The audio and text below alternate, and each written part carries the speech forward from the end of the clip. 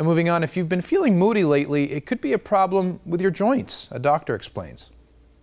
Just how much of an impact does physical pain have on our emotional state and how we interact with others? Well, a new survey finds that the effects of hip and knee pain can go well beyond just the physical restrictions affecting relationships with family and friends. And here now with more information are orthopedic surgeon Dr. Sarkis Bedikian and patient Barb Crawford.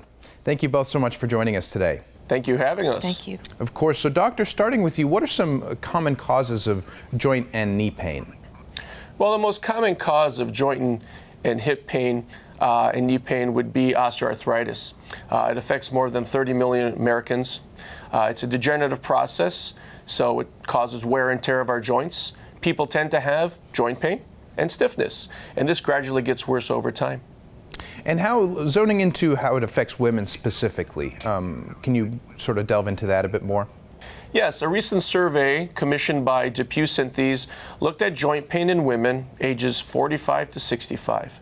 And in this survey, they noticed that not only is joint pain a physical limitation, but it puts an emotional strain on these patients. For example, 9 out of 10 respondents talked about how their mood was affected, they were frustrated, exhausted, they were limited, they couldn't participate in social gatherings. So it was more than just a physical limitation. It negatively impacted their emotional life when they're trying to work on their relationships and feel better about themselves. Right, and Barb, you have suffered from knee pain yourself. Can you give us an idea of how it impacted you?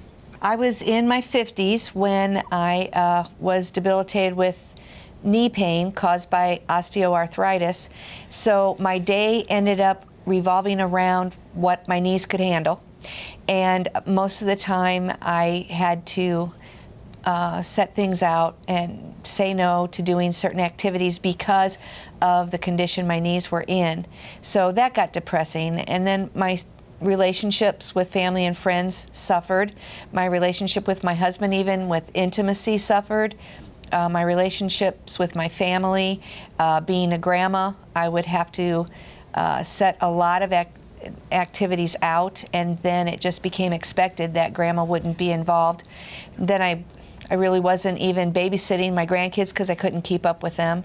My independence got to a level where even I would be doing everyday shopping and I would pull into a parking lot to go in, but then all of a sudden, you know, I just couldn't make it into the store. So I just would end up crying and going back home because I was feeling isolated by my knee pain. And so that got very frustrating. I knew I couldn't continue that way, so I had to go see an orthopedic surgeon. So we did everything that we could and ended up with the best option in the end of a double knee replacement. And I did the physical therapy that followed, and really I feel better than I have in years. I've turned back the hands of time, and it really is about getting your quality of life back. Right. Very well put, and it's nice to see that you overcame that challenge. Very hard story to hear, but definitely you are way better off. So, doctor, if other folks and other women are interested in learning more about the options, where can they go get more resources? Well, I think first off, they should visit their own doctor and talk about their specific diagnosis and treatment for them. Seeking joint replacement is less about pain, less about age, but more about pain and immobility. They can visit the website, timetohitplay.com, for more information. All right. Dr. Sarkis Bedikian and Barb Crawford, thank you both so much for joining us. Thank you for having us. Thank you. All right. Stay where you are. We'll be right back.